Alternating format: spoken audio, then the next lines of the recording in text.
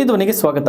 ನೋಡಿ, KN ರಾಜಣ್ಣ ಅವರು ಆಗಾಗ ಪದೇ ಪದೇ ಅವ್ರನ್ನ ಅಬ್ಸರ್ವ್ ಮಾಡಿ ನೋಡಿ, ರಾಜ್ಯ ರಾಜಕೀಯದಲ್ಲಿ ಏನಾದರೂ ಒಂದು ಸ್ಟೇಟ್ಮೆಂಟ್ ಕೊಟ್ಬಿಡ್ಬೋದು, ಸುಮ್ಮನೆ ಕಾಂಟ್ರವರ್ಸಿ ಕ್ರಿಯೇಟ್ ಮಾಡ್ಬಿಡೋದು, ಅಲ್ಲೊಂದು ಗೊಂದಲ ಕ್ರಿಯೇಟ್ ಮಾಡೋದು, ಇನ್ನೇನೋ ಆಗುತ್ತೆ ಅಂತ ಸುಳ್ಳು ಕೊಟ್ಬಿಡೋದು, ಮತ್ತೆ ತಾವು ಸೈಲೆಂಟ್ ಆಗ್ಬಿಡೋದು. ಆದರೆ ಈ ಹೋಗಿ ಬಂದು ಅದೇನೋ ಮಾಡಿದ್ರು ಅನ್ನೋಗೆ ಪದೇ ಪದೇ ರಾಜಣ್ಣ ಏನು ಮಾಡ್ತಾ ಇದ್ದಾರೆ ಅಂದರೆ, ಈ ಪವರ್ಗೆ ಕೈ ಇಡೋದು, ಅಲ್ಲಿ ಪವರ್ ಕೈ ಇಟ್ಟು ಶಾಕ್ ಹೊಡ್ಸ್ಕೊಳ್ಳೋದು, ಒಂದಷ್ಟು ದಿನ ಶಾಕ್ ಹೊಡ್ಸ್ಕೊಂಡು ಸೈಲೆಂಟ್ ಆಗೋದು, ಮತ್ತೆ ರೆಡಿ ಆಗೋದು ರಾಜಣ್ಣ, ಮತ್ತೆ ಪವರ್ ಕೈ ಇಡೋದು, ಮತ್ತೆ ಕರೆಂಟ್ ಶಾಕ್ ಹೊಡ್ಸ್ಕೊಳ್ಳೋದು. ಸೊ ಹಿಂಗೆ ಆಗ್ತಾನೆ ಇರುತ್ತೆ ರಾಜಣ್ಣವರು ರಾಜಕೀಯ. ಹೆಂಗೆ ಅಂದ್ರೆ ಒಂಥರ ಈ ಚಿಕ್ಕ ಬುಕ್ಕು ರೈಲು ತರ, ರೈಲ್ ಬಿಡೋದ್ರಲ್ಲಿ ರಾಜಣ್ಣ ಎತ್ತಿದ ಕೈ ಅಂತ ಅನ್ಸುತ್ತೆ. ಯಾಕಂದ್ರೆ ಮತ್ತೆ ಸೆಪ್ಟೆಂಬರ್ನಲ್ಲಿ ರಾಜ್ಯ ರಾಜಕೀಯದಲ್ಲಿ ಏನೋ ಹೊಸ ಬದಲಾವಣೆ ಆಗ್ಬಿಡುತ್ತೆ, ಗಾಳಿ ತಣ್ಣಗೆ ಬೀಸ್ತಾ ಇದೆ. ಸೊ ಇದೆಲ್ಲ ಇದೆಯಲ್ಲ, ಇದು ರಾಜಕೀಯದಲ್ಲಿ ರಾಜಣ್ಣನ ಬುರುಡೆಯ ಕತೆ ಅಂತ ಹೇಳ್ಬೋದು. ಇದು ಯಾವುದು ನಂಬೋದಕ್ಕೆ ಅರ್ಹವಿರುವಂತ ಮಾತುಗಳಲ್ಲ. ರಾಜಣ್ಣನ ಈ ಬುರುಡೆ ಸಮಾಚಾರ, ರಾಜಣ್ಣನ ಈ KN ರಾಜಣ್ಣನ ಈ ಒಂದು ರೀಲಿನ ಮಾತುಗಳನ್ನ ಯಾರು ನಂಬೇಡಿ ಎನ್ನುವಂತ ಮಾತುಗಳನ್ನ ಸ್ವತಃ ಕಾಂಗ್ರೆಸ್ ಪಕ್ಷದವರೇ ಈಗ ರಾಜಣ್ಣಂಗೆ ಟಾಂಗ್ ಕೊಡ್ತಾ ಇರುವಂತದ್ದು. ರಾಜಣ್ಣ ಇಲ್ಲಿ ಇನ್ನೊಂದು ಏನ್ ಹೇಳಿದ್ದಾರೆ ಅಂದ್ರೆ, ಪವರ್ ಅಂದ್ರೆ ಯಾರು? ಇದೇ DK ಶಿವಕುಮಾರ್ ಅವರೇ. ಸೊ ಯಾರು ಹೇಳ್ಬೇಕಾಗಿಲ್ಲ. ಸೊ ಪವರ್ ಮಿನಿಸ್ಟರು, ಪವರ್ ಬಂಡೆ, ಏನಾದ್ರೂ ನೀವು ವ್ಯಾಖ್ಯಾನ ಮಾಡ್ಕೊಳ್ಳಿ, ಪವರ್ ಅಂದ್ರಲ್ಲಿ DK ಶಿವಕುಮಾರ್ ಕಾಂಗ್ರೆಸ್ನಲ್ಲಿ. ಇಂಡೈರೆಕ್ಟ್ಲಿ ಇಲ್ಲಿ ರಾಜಣ್ಣ ಅವ್ರು ಹೇಳಿರೋದು 2013ರಿಂದ 2018ರವರೆಗೂ ಕಾಂಗ್ರೆಸ್ನಲ್ಲಿ ಒಂದೇ ಪವರ್ ಇದ್ದಿದ್ದು. ಬಟ್ ಅದಾದ ನಂತರ ಕಾಂಗ್ರೆಸ್ನಲ್ಲಿ ಬದಲಾದ ಪರಿಸ್ಥಿತಿನಲ್ಲಿ ಪವರ್ಗಳ ಸಂಖ್ಯೆ 1, 2, 3, 4 ಹೀಗೆ ಜಾಸ್ತಿ ಆಗ್ಬಿಟ್ಟಿದ್ದಾರೆ ಅಂತ ಹೇಳಿ ಪರೋಕ್ಷವಾಗಿ DK ಶಿವಕುಮಾರ್ಗೆ ಇದು ಹೇಳಿರುವಂತ ಒಂದು ಹೇಳಿಕೆ, ಟಾಂಗ್ ಇದು ಅಂತಾನೆ ಹೇಳ್ಬೋದು. ಅದಕ್ಕೆ ನಾನು ಹೇಳಿದ್ದು, DK ನೋಡಿ, ಪವರ್ ಬಗ್ಗೆ ಮಾತನಾಡಕ್ ಹೋಗಿ ಪದೇ ಪದೇ ಕರೆಂಟ್ ಹೊಡ್ಸ್ಕೊಂಡು ಸೈಲೆಂಟ್ ಆಗೋದು. ರಾಜಣ್ಣನ ಈ ಸೆಪ್ಟೆಂಬರ್ ಕ್ರಾಂತಿಯ ಕಥೆ ಇದೆಯಲ್ಲ, ಇದು ಚಿಕ್ಕ ಬುಕ್ಕು ರೈಲ್ ಈ ರೀಲ್ ಬಿಡುವಂತ ಕ್ರಾಂತಿ ಇದು ಅಂತ ಯಾಕೆ ಹೇಳಿದ್ವಿ ಅಂದ್ರೆ, ಈ ಹನಿ ಟ್ರ್ಯಾಪ್ ಕತೆ ಏನಾಯ್ತು? ನೀವೆಲ್ಲರೂ ಕೂಡ ಇಡೀ ರಾಜ್ಯದ ಜನತೆ ಗಮನಿಸಿರುವಂಥದ್ದು ಹನಿ ಟ್ರ್ಯಾಪ್ ಕತೆ ಏನಾಯ್ತು. ನನ್ನನ್ನು ಯಾರೋ ಹನಿ ಟ್ರ್ಯಾಪ್ ಬಲೆಗೆ ಬೀಳಿಸಿದ್ರು, ಅವರ ಮುಖವಾಡ ಬಯಲು ಮಾಡ್ತೀನಿ, ಯಾರು ಅನ್ನೋದನ್ನ ಹೇಳ್ತೀನಿ ಅಂತ ರೀಲ್ ಬಿಟ್ಟಂತ ಇದೇ KN ರಾಜಣ್ಣ ಅವರು ಈಗ ಹೊಸದೊಂದು ರೀಲ್ ಅನ್ನು ಬಿಡೋದಕ್ಕೆ ಶುರು ಮಾಡಿದ್ದಾರೆ. ಸೆಪ್ಟೆಂಬರ್ ರೀಲ್ ಅದು, ಸೆಪ್ಟೆಂಬರ್ನಲ್ಲಿ ಕ್ರಾಂತಿಯ ರೀಲ್ ಅದು. ಸೊ ಇದೆಲ್ಲವನ್ನ ಇದೀಗ ಸ್ವತಃ ಅವರ ಕಾಂಗ್ರೆಸ್ನ ಶಾಸಕರುಗಳೇ, ನಾಯಕರುಗಳೇ ರಾಜಣ್ಣನ ಮಾತನ್ನ ನಂಬೇಡಿ. ಅದಕ್ಕೆ MB ಪಾಟೀಲ್ ಸರಿಯಾಗಿ ಟಾಂಗ್ ಕೊಟ್ಟಿದ್ದಾರೆ. ನಮ್ಮ ಕಾಂಗ್ರೆಸ್ ಪಕ್ಷಕ್ಕೆ ಒಂದು ಇತಿಹಾಸ ಇದೆ ಕಣ್ರಿ. ಸ್ವತಂತ್ರ ಹೋರಾಟಗಳಲ್ಲಿ ಕ್ರಾಂತಿ ಮಾಡಿದಂತ ಪಕ್ಷ ನಮ್ದು. ಇದ್ಯಾವುದು ಕ್ರಾಂತಿಗಿಂತಿ ಆಗೋದಿಲ್ಲ. ಯಾವ ಸೆಪ್ಟೆಂಬರ್ ಬಂದ್ರು ಅಷ್ಟೇ, ಏನ್ ಬಂದ್ರು ಅಷ್ಟೇ. ಇದು ಬುರುಡೆ ಕ್ರಾಂತಿ, ಇದು ರಾಜಣ್ಣನ ಕ್ರಾಂತಿ. ನಂಬೋದಕ್ಕೆ ಹೋಗ್ಬೇಡಿ. ಅವ್ರು ಹಿರಿಯರಿದ್ದಾರೆ, ಯಾಕೆ ಈ ತರ ಹೇಳಿದ್ರು ಅಂತ ಹೇಳ್ತಾರೆ. ಯಾವ KPCC ಅಧ್ಯಕ್ಷರು ಬದಲಾಗೋದಿಲ್ಲ, ಯಾವ CM ಕೂಡ ಬದಲಾಗೋದಿಲ್ಲ, ಕ್ಯಾಬಿನೆಟ್ ಮಿನಿಸ್ಟರ್ಗಳು ಕೂಡ. ಅದನ್ನ ಏನೇ ಬದಲಾದ್ರೂ ಕೂಡ ಅದನ್ನ ಹೈಕಮಾಂಡ್ ತೀರ್ಮಾನ ಮಾಡುತ್ತೆ. ಈ ಬುರುಡೆ ಬಿಡುವಂತ ರಾಜಣ್ಣ ಅಲ್ಲ, ರೀಲ್ ಬಿಡುವಂತ ರಾಜಣ್ಣವ್ರಲ್ಲ ಅಂತ ಹೇಳಿ MB ಪಾಟೀಲ್ ಹೇಳ್ತಾರೆ. ಇನ್ನೊಂದ್ ಕಡೆ ಇದೇ ಪದವನ್ನು ಬಳಸಿದ್ದಾರೆ SD ಸೋಮಶೇಖರ್. ಈ ಬುರುಡೆ ಬಿಡ್ತಾ ಇದ್ದಾರೆ ರಾಜಣ್ಣ. ಈ ರಾಜಣ್ಣಂಗೆ ಅರಳು ಮರಳು 75 ವರ್ಷ ಆಯ್ತಲ್ಲ, ಮೊನ್ನೆ ತಾನೇ ಬರ್ಡೇ ಆಚರಿಸ್ಕೊಂಡು. ಬರ್ಡೇ ನೋಡಿ, ನೀವು ಆಶ್ಚರ್ಯ ಆಗುತ್ತೆ. ಈ KN ರಾಜಣ್ಣ ಮತ್ತೆ ಸತೀಶ್ ಜಾರಕಿಹೊಳಿ ಮತ್ತೆ ಇನ್ನೂ ಒಂದು HC ಮಹದೇವಪ್ಪ, ಈ ಟೀಮ್ ಇದಾರಲ್ಲ, ಈ ಟೀಮು DK ಶಿವಕುಮಾರ್ ತಂಡದ ವಿರುದ್ಧ, ಅಂದ್ರೆ DK ಶಿವಕುಮಾರ್ ಅವರ ಆ ಒಂದು ಏನು ಕಾಂಗ್ರೆಸ್ನಲ್ಲಿ ಒಂದು ಬಣ ಇದೆಯಲ್ಲ, ಈ ಬಣದ ವಿರುದ್ಧವಾಗಿ ನಿಂತಿರುವಂತ ಈ ಟೀಮು ಹಾಗಾಗಿ ಹೊಸದೊಂದು ಇಂತಹದೊಂದು ಬಾಂಬ್ಗಳನ್ನ ಸಿಡಿಸ್ತಲೇ ಇರ್ತಾರೆ.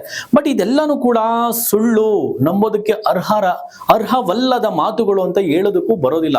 ಮೊನ್ನೆ ನಡೆದಂತ ಒಂದು ಆಫ್ ದಿ ರೆಕಾರ್ಡ್ ನಡೆದಂತ ಒಂದು ಚರ್ಚೆ ಏನಂದ್ರೆ, 40 ಜನ ಶಾಸಕರು ಸತೀಶ್ ಜಾರಕಿಹೊಳಿ ಅವರ ಜೊತೆ ಕಾಂಗ್ರೆಸ್ ಪಕ್ಷ ಬಿಟ್ಟು ಅಥವಾ ಕಾಂಗ್ರೆಸ್ ಹೇತರರು ಅಂತಾನೆ ಬೇಕಾದ್ರೆ ಅನ್ಕೊಳ್ಳಿ, ಒಟ್ಟಾರೆ 40 ಜನ ಶಾಸಕರು ಸತೀಶ್ ಜಾರಕಿಹೊಳಿ ಅವರ ಜೊತೆ ಬರೋದಕ್ಕೆ ರೆಡಿ ಇದ್ದಾರೆ.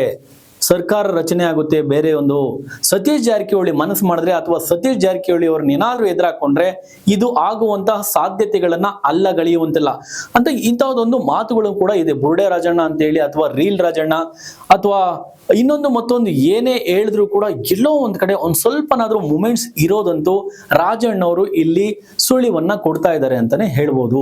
ಸತೀಶ್ ಜಾರಕಿಹೊಳಿ ಈಗ ಸತೀಶ್ ಜಾರಕಿಹೊಳಿ ಅವರಾಗಿರ್ಬೋದು ಅಥವಾ HC ಮಹದೇವಪ್ಪನವರಾಗಿರ್ಬೋದು ಅಥವಾ KN ರಾಜಣ್ಣ, G ಪರಮೇಶ್ವರ್, ಹೀಗೆ ಒಂದು ಬಣ ಇದೆಯಲ್ಲ ಕಾಂಗ್ರೆಸ್ನಲ್ಲಿ, ಒಂದು ಹಿರಿಯರ ಬಣ ಇದೆಯಲ್ಲ, ಈ ಬಣದ ಒಂದು ಬಡಿದಾಟ ಏನಂದ್ರೆ ಈ ಅಧ್ಯಕ್ಷರನ್ನ ಚೇಂಜ್ ಮಾಡಬೇಕು, ಮತ್ತೆ CM ದಲಿತ ಮುಖ್ಯಮಂತ್ರಿಗೆ ಅವರ ಹಳೆಯ ಕನಸಿದೆಯಲ್ಲ ಇದೆಲ್ಲವನ್ನು ಈಡೇರಿಸಬೇಕೆನ್ನುವಂತ ಅವರ ಒಂದು ಬೇಡಿಕೆ ಇದೆಯಲ್ಲ, ಇದು ಎಷ್ಟರ ಮಟ್ಟಿಗೆ ವರ್ಕೌಟ್ ಆಗುತ್ತೋ ಬಿಡುತ್ತೋ ಗೊತ್ತಿಲ್ಲ. ಬಟ್ ಇಂತಹದೊಂದು ಮೂಮೆಂಟ್ಸ್ ಇದೆ ಅನ್ನೋದನ್ನ ಇನ್ನು ನಾವು ಕೂಡ ಆಟ ಆಡ್ತಲೇ ಇದ್ದೀವಿ, ತೆರೆಮರೆಯಲ್ಲಿ ನಾವು ಕೂಡ ಆಟ ಆಡ್ತಾ ಇದ್ದೀವಿ ಅನ್ನುವಂತ ಸುಳಿವನ್ನ KN ರಾಜಣ್ಣ ಕೊಡ್ತಾ ಬರ್ತಾ ಇದ್ದಾರೆ ಅಂತ ಹೇಳಿದ್ರು ಕೂಡ ತಪ್ಪಾಗ್ಲಿಕ್ಕಿಲ್ಲ.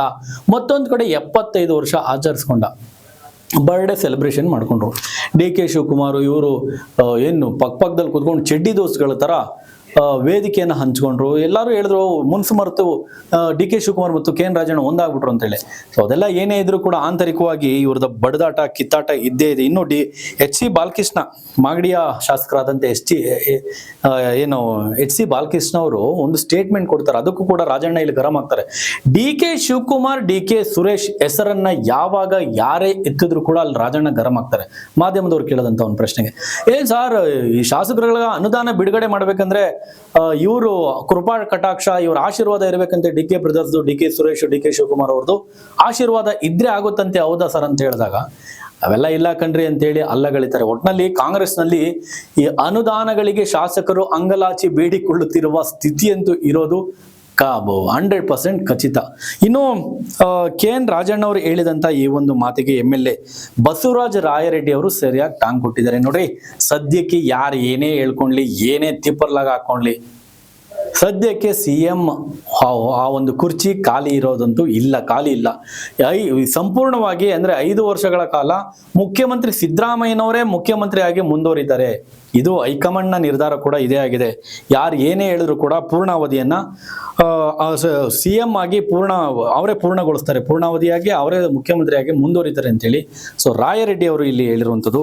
ಜೊತೆಯಲ್ಲಿ ಇಲ್ಲಿ ನೋಡಿ, ವಾಲ್ಮೀಕಿ ಹಗರಣ ಒಂದು, ಕಾಂಗ್ರೆಸ್ಗೆ ವಾಲ್ಮೀಕಿ ಹಗರಣ ಮೊದಲನೇ ವಿಕೆಟ್. ಅದಾದ ನಂತರ ಆ ವಾಲ್ಮೀಕಿ ಹಗರಣದಿಂದ ಹಿಡಿದು ವಸತಿ ಇಲಾಖೆಯ ಹಗರಣದವರೆಗೂ ಕಾಂಗ್ರೆಸ್ನಲ್ಲಿ ಒಂದಲ್ಲ ಒಂದು ಗೊಂದಲ ಆಗ್ತಲೇ ಇದೆ. ಜನಪರ ಕೆಲಸ ಮಾಡೋದಕ್ಕೆ ಇವರಿಗೆ ಅರ್ಹತೆ ಇಲ್ಲ, ಯೋಗ್ಯತೆ ಇಲ್ಲ. ಜೊತೆಯಲ್ಲಿ ಈ ಗ್ಯಾರಂಟಿಯಿಂದಾಗಿ ಕಾಂಗ್ರೆಸ್ ಸರ್ಕಾರದ ರಾಜ್ಯ ಸರ್ಕಾರ, ಕಾಂಗ್ರೆಸ್ ಸರ್ಕಾರ ಇಲ್ಲಿ ಜನಗಳ ಸರ್ಕಾರ, ಇದು ಸರ್ಕಾರದಲ್ಲಿ ಬೊಕ್ಕಸದ ಹಣವೇ ಖಾಲಿ ಆಗ್ತಾ ಇರುವಂತಹ ಒತ್ತಿದು. ಅಷ್ಟೇ ಅಲ್ಲದೆ ಈ ಮುಂದಿನ ದಿನಗಳಲ್ಲಿ ಆಶ್ಚರ್ಯ ಪಡಬೇಕಾಗಿಲ್ಲ, ಸಂಬಳ ಕೊಡೋದಕ್ಕೂ ಕೂಡ ಸರ್ಕಾರದ ಬೊಕ್ಕಸದಲ್ಲಿ ಹಣ ಇಲ್ಲ ಅಂತ ಹೇಳಿದ್ರು ಕೂಡ. ಸೊ ಜನಗಳ ಪರವಾಗಿ, ರಾಜ್ಯದ ಪರವಾಗಿ ಒಂದಷ್ಟು ಕೆಲಸ ಮಾಡ್ರಿ ಅಂದ್ರೆ ಇಂತಹ ಈ ಏನು ಹೇಳಿಕೆಗಳು, ಅಧಿಕಾರದ ಆಸೆಗಳು, ಮತ್ತೆ ಈ ಬಣಗಳ ಬಡಿದಾಟ, ಜಾತಿ, ಮತ್ತೆ ಈ ಪರ್ಸೆಂಟೇಜು, ಎಲ್ಲಿ ಯಾವುದನ್ನ ನುಂಗಿ ನೀರು ಕುಡಿಯೋಣ, ಎಲ್ಲಿ ಕಮಿಷನ್ ಹೊಡೆಯೋಣ, ಎಲ್ಲಿ ರೈತರ ಭೂಮಿ ಕಿತ್ಕೊಳ್ಳೋಣ, ಎಲ್ಲಿ ದುಡ್ಡು ಬರುತ್ತೆ. ಸೊ ಇಂಥದ್ರಲ್ಲೇ ಸರ್ಕಾರ ಕಾಲ ಕಳ್ಕೊಂಡು 2 ವರ್ಷ ಸಮಯನ ವ್ಯರ್ಥ ಮಾಡಿದಾಯ್ತು. ಇನ್ನು 3 ವರ್ಷ ಇದೆ. ಸೊ ಈ 3 ವರ್ಷದಲ್ಲಾದರೂ ಸರ್ಕಾರ ಜನರ ಪರವಾಗಿ ಕೆಲಸ ಮಾಡುತ್ತಾ ಕಾದು ನೋಡಬೇಕು. ಸ್ನೇಹಿತರೆ, ನಿಮ್ಮ ಅನಿಸಿಕೆಯನ್ನು ಕಮೆಂಟ್ ಮಾಡಿ. ಧನ್ಯವಾದಗಳು. ಹೆಚ್ಚಿನ ವಿಡಿಯೋಗಳಿಗೆ ಪ್ರತಿಧ್ವನಿ ಯೂಟ್ಯೂಬ್ ಚಾನೆಲ್ ಸಬ್ಸ್ಕ್ರೈಬ್ ಮಾಡಿ, ಬೆಲ್ ಐಕಾನ್ ಕ್ಲಿಕ್ ಮಾಡಿ.